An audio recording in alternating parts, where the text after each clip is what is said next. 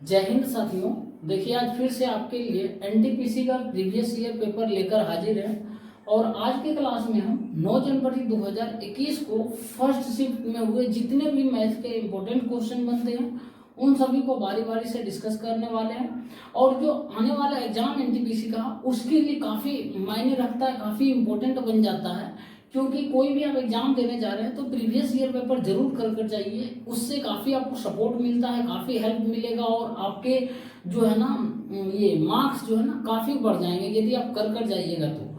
अब देखिए हम इसका पार्ट 2 आज डिस्कस करेंगे और ये क्वेश्चन जो है कहीं और नहीं बल्कि ये किरण पब्लिकेशन के बुक से करवा रहे हैं। इसमें प्रीवियस ईयर पेपर का जितना भी है ना सभी को हम डिस्कस करेंगे। और ये देखिए टोटल 60 सेट है, 1 से लेकर 60 सेट तक वॉल्यूम 1 का है।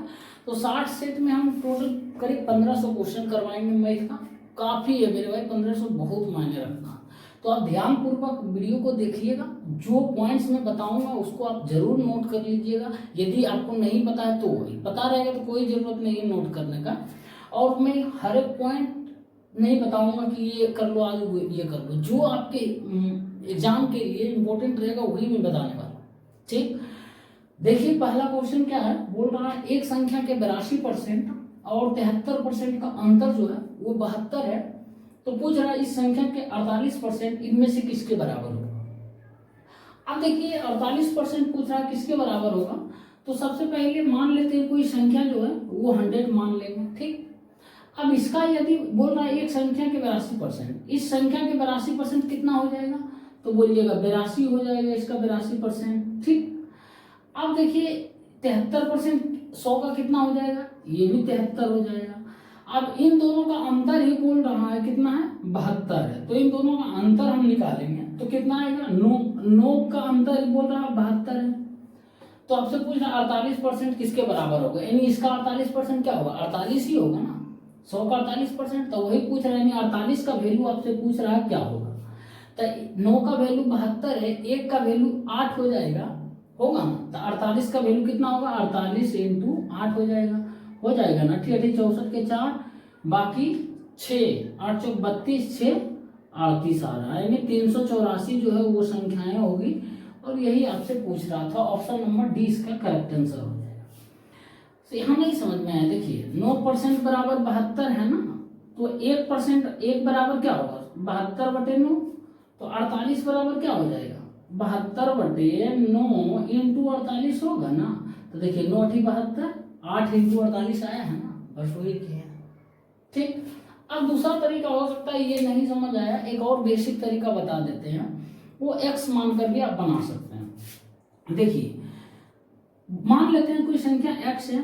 ठीक, अब इसका क्या बोल रहा कि 82%, इसका 82% निकालिएगा, x का 82/100 निकालिएगा ना।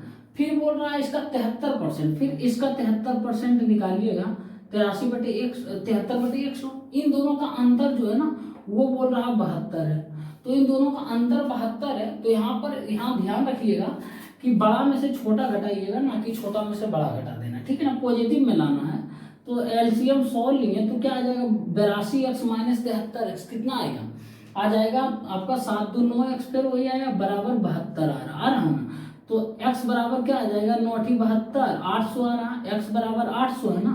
तो आपसे पूछ रहा है 48%, संख्या का 48%, यानी संख्या x माने इसका 48%, यानी 800 का 48% क्या आएगा। देखिए फाइनली क्या है, 2 0 2 0 खत्म, 8 गुने 48 आ रहा है ना, 8 गुने 48 आ रहा है, 8 गुने 48, 8 गुने 48, सेम वही आ जाएगा 384 आ जाएगा। ठीक, ऑप्शन नंबर डी इसका करेक्ट आंसर हो जाएगा। ठीक, देखिए एक और सवाल है टाइम एंड बर्थ का, और इस क्वेश्चन की लंबाई और चौड़ाई को देखकर बिल्कुल भी नहीं डरना है। जितना आपको लेंदी दिख रहा उससे कहीं ज्यादा इसको शॉर्टकट में हम बनाएंगे, बस ध्यान पूर्वक देखिएगा। बोल रहा कि 12 पुरुष एक कार्य को 16 दिन में पूरा कर सकते हैं, 32 महिलाएं उसी कार्य को 12 दिनों में पूरा कर सकती है।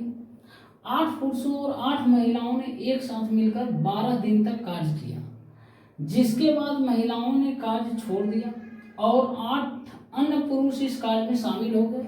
तो पूछ रहा है इन पुरुषों को शेष कार्य को पूरा करने में कितने दिन का समय लगेगा। पढ़ते पढ़ते 1 2 मिनट लगता है, लग जाता, लेकिन उससे कम समय में बनाएंगे। तो 12 पुरुष है, तो सबसे पहले लिख देंगे 12 मैन इंटू कितना दिन में पूरा करता है, 16 दिन में। और यही काम जो है ना 32 वोमेन मिलकर कितना दिन में करती है, 12 दिन में पूरा करती है। ठीक, अब यहां से क्या होगा, हम पहले काट लेते हैं, 12 12 कैंसिल, 16 दूना 32 आ रहा। ठीक, तो एक मैन बराबर, यहाँ कुछ नहीं तो एक है, तो एक मैन बराबर 2 वोमेन। अब ये जो आया है एक मैन बराबर 2 वोमेन, इफिशियंसी आ गया, मतलब क्षमता कि एक आदमी जितना मिलकर काम करेगा उतना 2 महिलाएं मिलकर काम करेंगी। ठीक, अब बोल रहा है कि 8 पुरुषों और 8 महिलाओं ने एक साथ मिलकर 12 दिन तक काम किया। अब यहाँ पर देखिए, सबसे पहले क्या है ना, यहाँ पर आप किसी एक को पकड़िए, या तो मेन को पकड़िए या वोमेन को, लेकिन यहाँ पर देखना है कि पुरुषों को पूछ रहा, पुरुष के टर्म में बताना है कि शेष कार्य को पूरा करने में कितना समय लगे, यानी महिलाओं को यहाँ से हटाना है बिल्कुल। ऐसे भी महिलाएं लास्ट में हट जाती हैं 12 दिन काम कर बस। अब हम क्या करेंगे, 12 महीन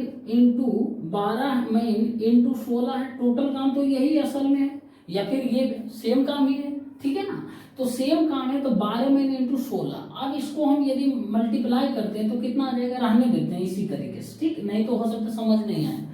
अब बोल रहा है 8 पुरुष और 8 महिलाएं। ठीक है, 8 पुरुष 8 मैन और 8 महिलाएं, 8 वोमेन। लेकिन यहाँ पर क्या करना है, मैन में है तो मैन में हमको लाना पड़ेगा, ये वोमेन है इसको हटाना पड़ेगा।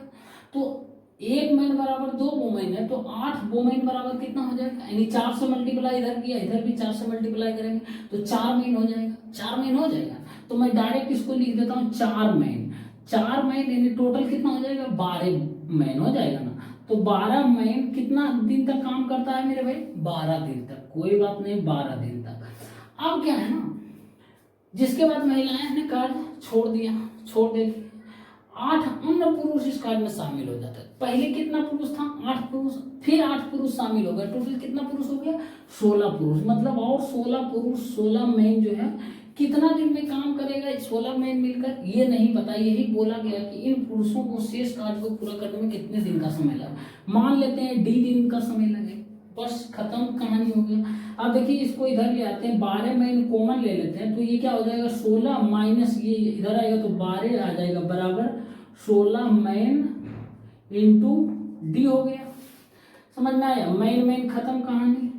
अब देखिए क्या आएगा, 12 इंटू ये 4 आएगा, बराबर 16 इंटू D आ रहा ना। अब देखिए 12 चौक 48, 16 48 आएगा ना, यानी 3 बार में कटेगा, D बराबर कितना आएगा, 3 आएगा। आपसे यही पूछ रहा था कि इन पुरुषों को शेष कार्य को पूरा करने में कितने दिन का समय लगेगा, यानी जो टोटल मिला है 8 पुरुष पहले से था और 8 को बाद में आया, इनको काम करने में कितना समय लगेगा। तो ऑप्शन नंबर ए इसका करेक्ट आंसर हो जाएगा। ठीक, देखिए इसको बताने में हो सकता है समय लग गया हो, लेकिन आप जब करिएगा ना तो फास्ट कर दीजिएगा, तुरंत 1 मिनट के अंदर इस क्वेश्चन को आप करिएगा, 40 से 50 सेकंड में कर दीजिएगा।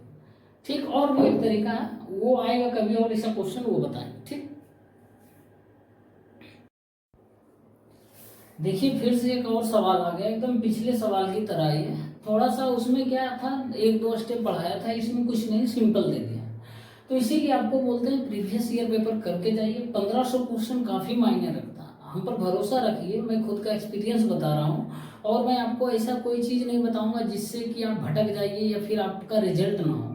मैं हमेशा बताऊंगा कि आप कम से कम मेहनत करिए और सक्सेस रेट जो है आपका काफी हाई है।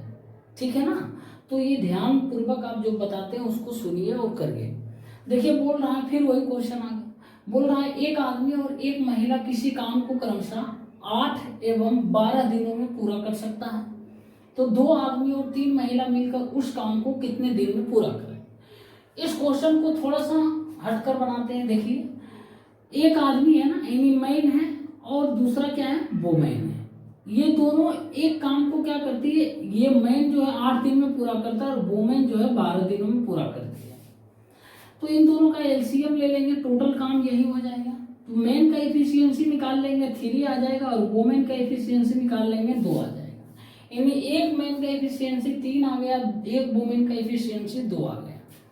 अब बोल रहा 2 आदमी और 3 महिला मिलकर, यानी एक आदमी का एफिशिएंसी 3 है, तो 2 आदमी का एफिशिएंसी कितना हो जाएगा, तो बोलिएगा 3 गुने 2 हो जाएगा 6 एफिशिएंसी। उसके बाद क्या है ना, 3 महीने का इफिशियंसी कितना हो जाएगा, 1 महीने का इफिशियंसी 2 है तो 3 महीने का इफिशियंसी कितना आ जाएगा, 3 गुने 2। अब देखिए ये दोनों मिलकर काम को कितना दिन में पूरा करेगा, तो दोनों का इफिशियंसी कितना हो जाएगा, इसका 6 हो जाएगा प्लस 6 हो जाएगा, यानी 12 की इफिशियंसी से दोनों काम करेगा।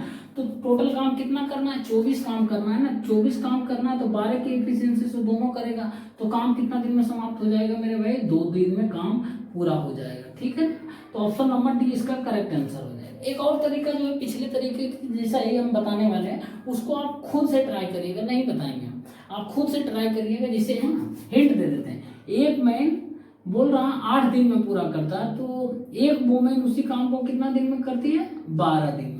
तो इस तरीके से मैन और वोमेन को इक्वल करके आप निकालिए, क्या आंसर यही आता है, और आएगा तो आप कमेंट बॉक्स में जरूर बताइएगा। ठीक है ना, आपको प्रैक्टिस करने के लिए दे रहे हैं। ठीक,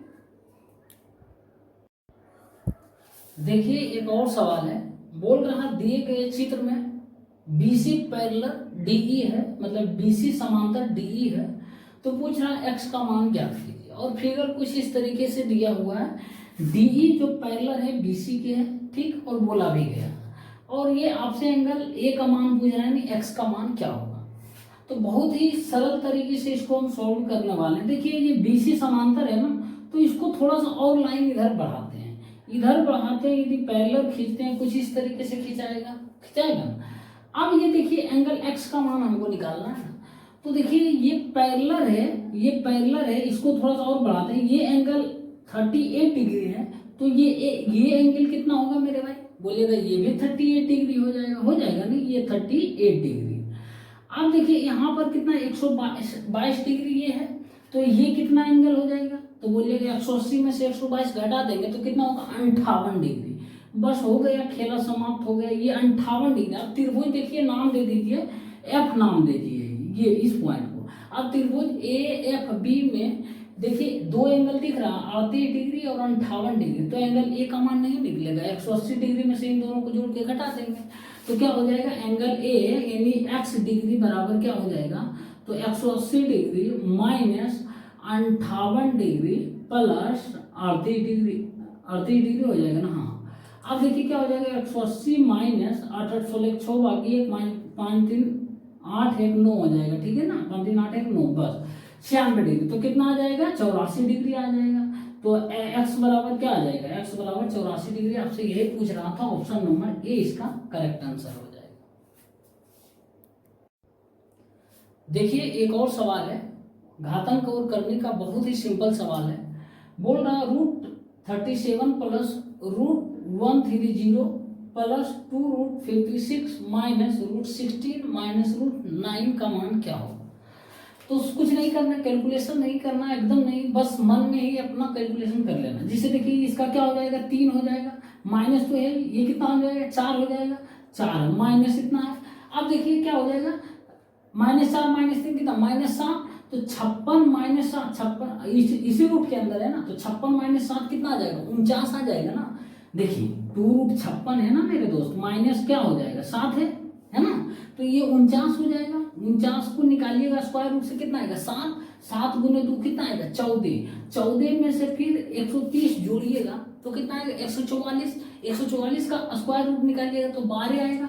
अब 12 में से 37 जोड़िएगा क्या आएगा, 49 आएगा, √49 आएगा, तो इसका स्क्वायर रूट निकालिएगा तो कितना आएगा, 7 आ जाएगा। ऑप्शन नंबर ए इसका करेक्ट आंसर। इस ऐसा क्वेश्चन जब भी आता है ना, हड़बड़ाना नहीं है, पहला नंबर और दूसरा नंबर की कैलकुलेशन करने नहीं लग जाना पेन से, नहीं तो पता लगेगा समय निकल गया, उसी मने मन कर लीजिए हो जाएगा।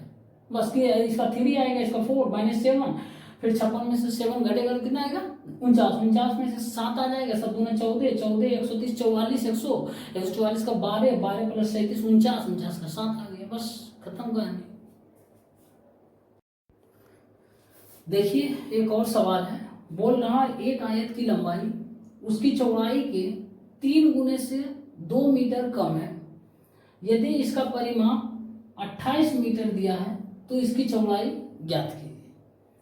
अब यहाँ पर क्या है ना, आप मान लीजिए लंबाई और चौड़ाई, बोल रहा है लंबाई उसकी चौड़ाई के 3 से 2 मीटर कम है, यदि चौड़ाई x मानते हैं तो लंबाई क्या हो जाएगा, 3x माइनस कितना हो जाएगा, 2 हो जाएगा, क्योंकि 3 से 2 मीटर कम है। ठीक, बस अब यहाँ पर क्या करेंगे हम, इसका परिमाप बोल रहा 28 मीटर है, तो परिमाप क्या होता है, आयत के 2 इंटू एल प्लस बी बराबर कितना दिया हुआ, 28 दिया हुआ, 2 इंटू लंबाई कितना है आपका 3x माइनस 2 प्लस चौड़ाई कितना x बराबर 28।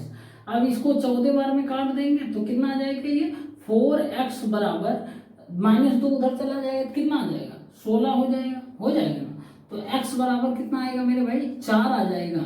तो आपसे पूछ रहा हूँ उसका चौड़ाई क्या है, 4 ही है, तो यही पूछ रहा है, तो 4 हो जाएगा। ऑप्शन नंबर ए इसका करेक्ट आंसर। ठीक, बहुत ही सिंपल था। देखिए एक और सवाल है, और इस सवाल को बहुत तरीके से आप कर सकते हैं, लेकिन जो बेस्ट तरीका होगा मैं वही बताऊंगा। बोल रहा 300 और 1000 के बीच की कितनी संख्याएं जो 7 से विभाज्य हैं। तो यहाँ पर क्या करेंगे, सबसे पहले देख लेंगे कि 1 से लेके 1000 तक जो है के बीच कितनी संख्याएं जो 7 से विभाज्य है। तो 7 से विभाज्य सीधे 1000 से डिवाइड करेंगे, तो जो भी भागफल आएगा उतना संख्याएं होगी जो 7 से डिवाइड होगी। तो ये कितना हो जाएगा, 7 एकम 7, 3 7 28, 2 7 दूना 14 आ रहा है, यानी 142 को संख्याएं होगी जो 1 से लेके 1000 तक जो 7 से डिविजिबल होगी। अब हमको पूछ रहा 300 और 1000 के बीच, तो ठीक है हम इतना से इतना के बीच निकाल लें, लेकिन 1 से लेके हम 300 तक के बीच निकालेंगे कितनी संख्याएं जो 7 से विभाज्य है।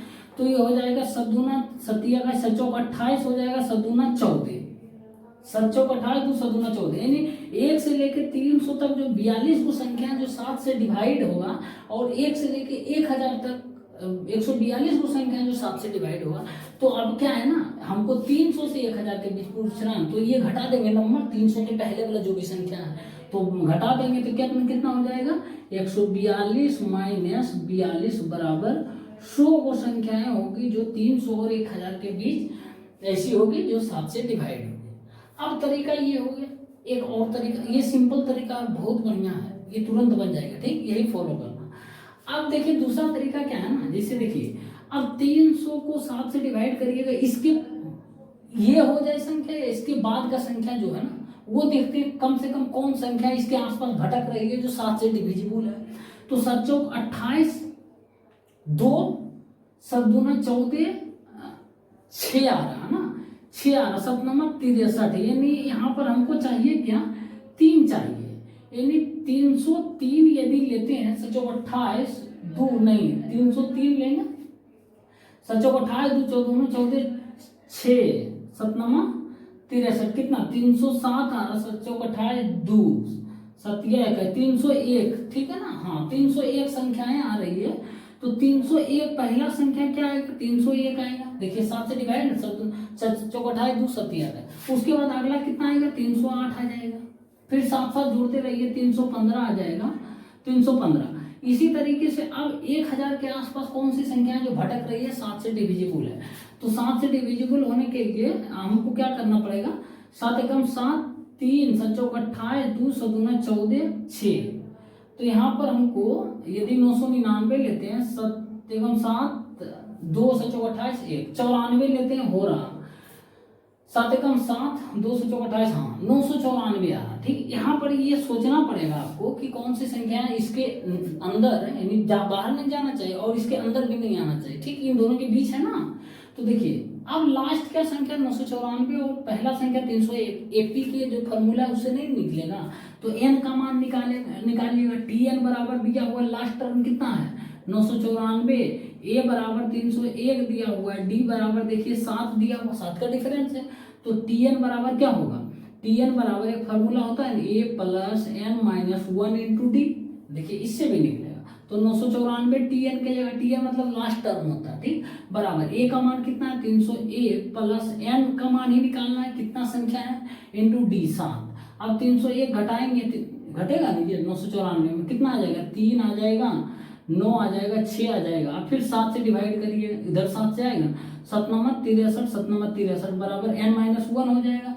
तो n बराबर कितना आएगा 100 आ रहा है ना, 99 प्लस 1 100 आ रहा है। इस तरीके से भी सेम आ रहा है, option number C correct answer. लेकिन इसमें क्या है ना, आपको देखिए सोचना पड़ रहा कि देखते हैं ये 300 के बाद का कोई आसपास संख्या है जो 7 से डिविजिबल, सोचना पड़ रहा। यहाँ पर भी पहले टर्म में भी सोचना पड़ रहा, लास्ट टर्म में भी सोचना क्योंकि ये दोनों निकाले बिना आप n का मान नहीं निकाल पाइएगा।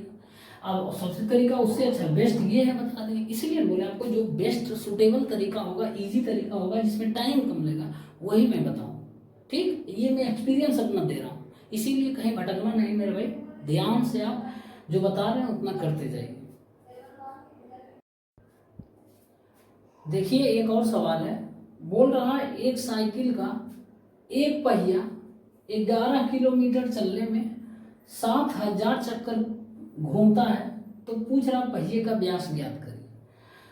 तो पहिए का व्यास बाद में निकाल लेंगे, पहले हम रेडियस निकाल लेते हैं, उसके बाद उसका डबल कर देंगे, हो गया व्यास।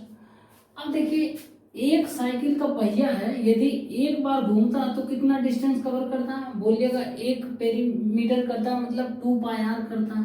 2 पाई आर करता है, एक बार घूमता है, तो 7000 बार यदि घूमेगा इस तरीके से, तो 7000 से मल्टीप्लाई कर देंगे 2 पाई आर को, तो 7000 से मल्टीप्लाई कर देंगे।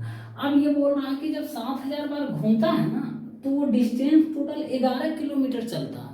सुधार लीजिएगा, बुक में 11 मीटर दिया हुआ, असल में 11 किलोमीटर होगा। तो 11 किलोमीटर इतना 7000 बार जब करता है ना रोटेट, तो कितना डिस्टेंस कवर किया जाता है, तो 11 किलोमीटर। अब देखिए यहाँ पर क्या है ना, किलोमीटर में है और हमको आंसर जो है लाना सेंटीमीटर में, तो इसको हम इस किलोमीटर को सेंटीमीटर में बदलेंगे।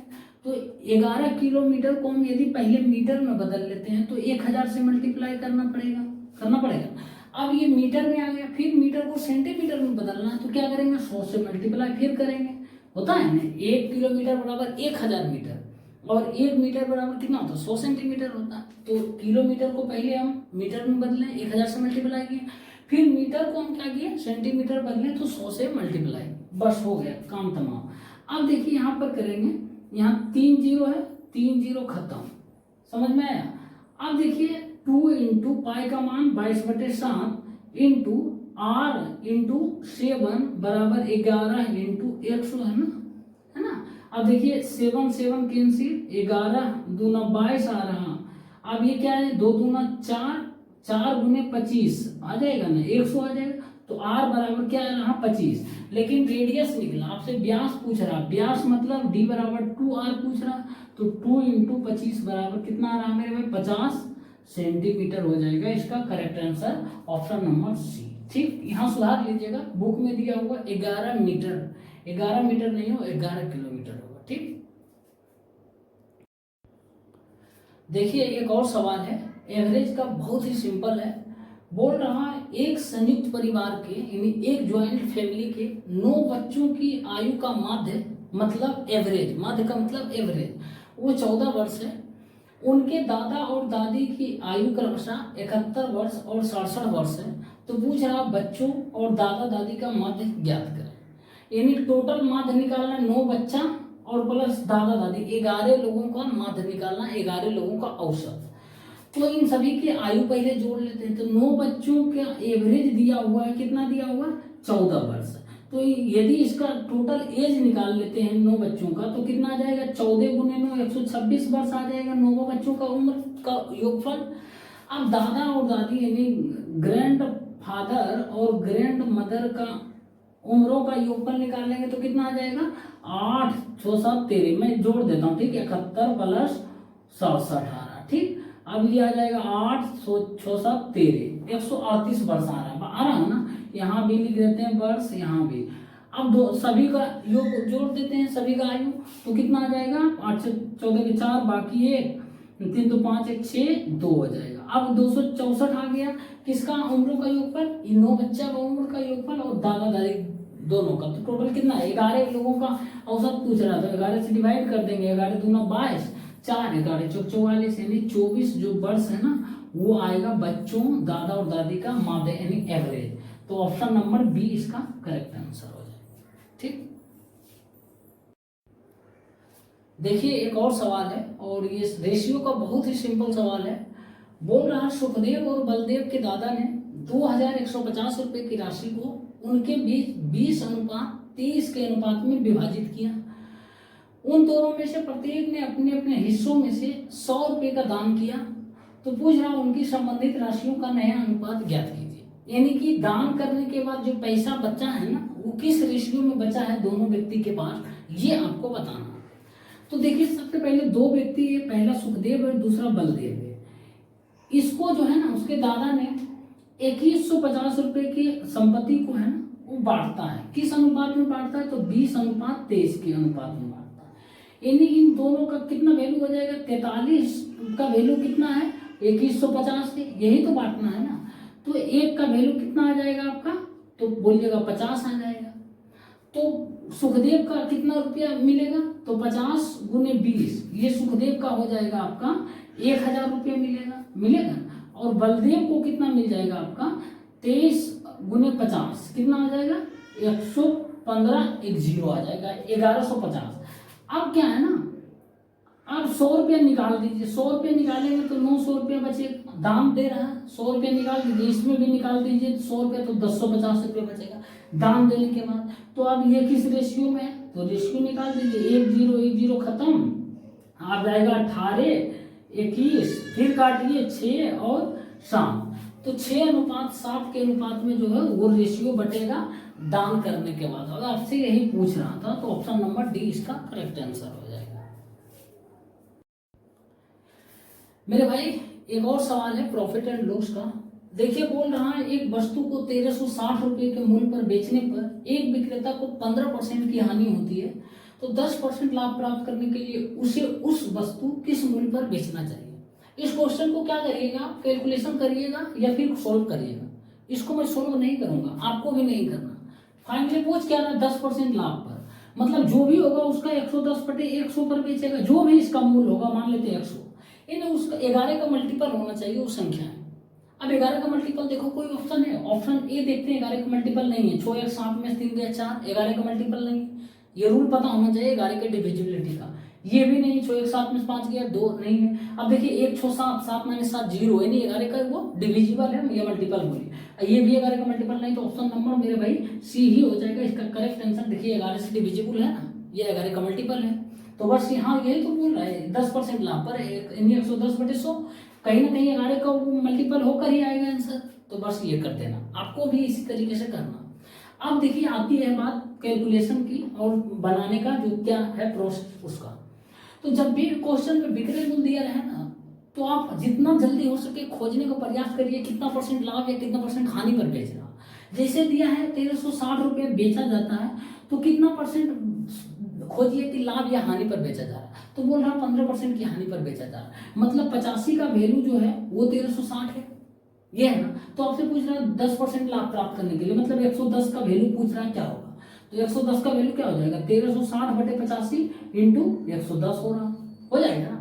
बस कुछ करना है नहीं। अब देखिए इसको काटेंगे, ये भी 17×5=85 आ जाएगा।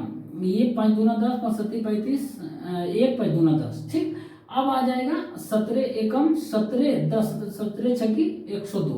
अब 16 गुने 110 करेंगे तो 6 7 1 यानी 1760 रुपया आ जाएगा, इसका विक्रय मूल्य आ जाएगा। तो ऑप्शन नंबर वही आ गया ना सी। तो इस तरीके से आप कर सकते हैं, जरूरी नहीं कैलकुलेशन ये क्वेश्चन को सॉल्व भी करने में लग जाइए, तो कहीं ना कहीं इससे आपको बेनिफिट होगा और टाइम भी बचेगा, ठीक।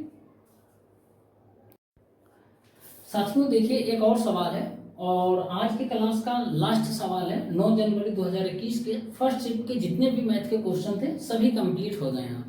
और ये लास्ट सवाल हाइट एंड डिस्टेंस का है।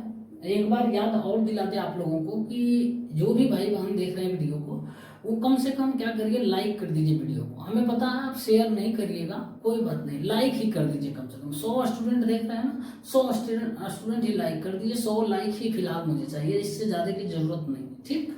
उसके बाद तो बाकी होगा। देखिए बोल रहा है कि भूतल पर खड़े एक्स और वाई ऊंचाई वाले दो मीनारों के शीर्ष उनके बाद बिंदुओं को मिलाने वाली रेखा के मध्य बिंदु पर क्रमशः 60 डिग्री और 30 डिग्री के कोण पर अंतरित करते हैं, तो एक्स रेशियो वाई का मान ज्ञात करिए। अब यहाँ पर एक्स रेशियो वाई का मान पूछ रहा, और देखिए हाइट एंड डिस्टेंस का जो टॉपिक है ना, ये फिगर पर आधारित है। फिगर इसका यदि बना लिए, आप क्वेश्चन निपटा दिए ऐसे चुटकियों में, तो जब तक फिगर नहीं बनेगा क्वेश्चन नहीं बने, सीधी सी बात है। और फिगर तभी बनेगा आप क्वेश्चन को जब ध्यानपूर्वक पढ़िएगा। अब देखिए भूतल पर खड़े दो ऊंचाई है एक्स और वाई के खंभा है। अब मान लेते हैं एक्स और वाई ऊंचाई के दो खंभा, लेकिन हमको ये नहीं पता है कि कौन बड़ा कौन छोटा है, तो फिलहाल हम रहने देते हैं यहाँ तक बराबर अभी फिलहाल, ठीक। अब इन दोनों के बोल रहा मीनारों के शीर्ष जो है ना, उनके बाद बिंदुओं को मिलाने वाली रेखा के मध्य बिंदु, इन दोनों को मिलाने से जो रेखा बनती है उसके मध्य बिंदु के पर क्रमशः 60 डिग्री और 30 डिग्री के कोण पर अंतरित हो। अब यही आपको डिसाइड एंगल ही बताएगा कौन जो है मीनार बड़ा है कौन छोटा है। तो 60 डिग्री जो है मेरे भाई अब बनेगा, मान लेते हैं, देखिए 60 डिग्री ये बनेगा, 60 डिग्री और ये 30 डिग्री बना लेते, मान लेते थोड़ा देर के लिए, अभी नहीं पता है कौन बड़ा है कौन छोटा है। 60 डिग्री बन गया। अब क्या है ना, देखिए एंगल जैसे जैसे मान बढ़ेगा, एंगल ये देखिए ये त्रिभुज में ये एंगल जैसे आगे आगे बढ़ेगा वैसे इसकी जो है ये हाइपोटेनस और ऊंचा चला जाएगा, यानी हाइट और बढ़ता जाएगा, बढ़ेगा।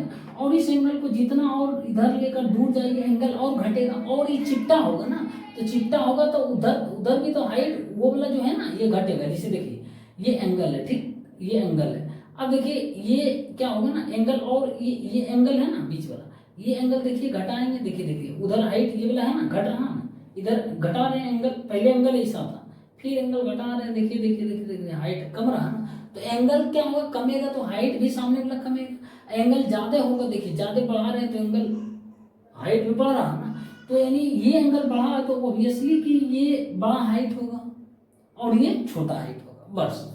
अब क्या है मिड पॉइंट है, इन दोनों के बीच का डिस्टेंस जो है ना बराबर है यहाँ से।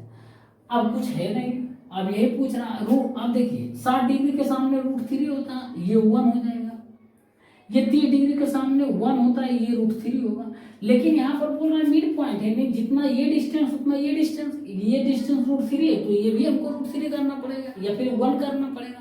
तो लेकिन यहाँ पर हम √3 ही कर देंगे। यदि √3 से मल्टीप्लाई करते हैं तो इधर भी √3 से मल्टीप्लाई करना पड़ेगा कि नहीं करना पड़ेगा। तो ये फिर √3 आ गया तो ये भी बराबर ये भी बराबर, तो यहाँ सेटिस्फाई भी कर रहा है कि मिड पॉइंट है, मध्य बिंदु है ना, हो गया। अब ये कितना आ जाएगा 3 आ जाएगा, और ये कितना आ जाएगा 1। अब यही पूछ रहा है x और y का मान ज्ञात कीजिए, यानी x और y का मान 3:1 हो जाएगा। समझ में आया? बस उल्टा मत कर देना, 1:3, ठीक है ना। तो ऑप्शन नंबर डी इसका करेक्ट आंसर।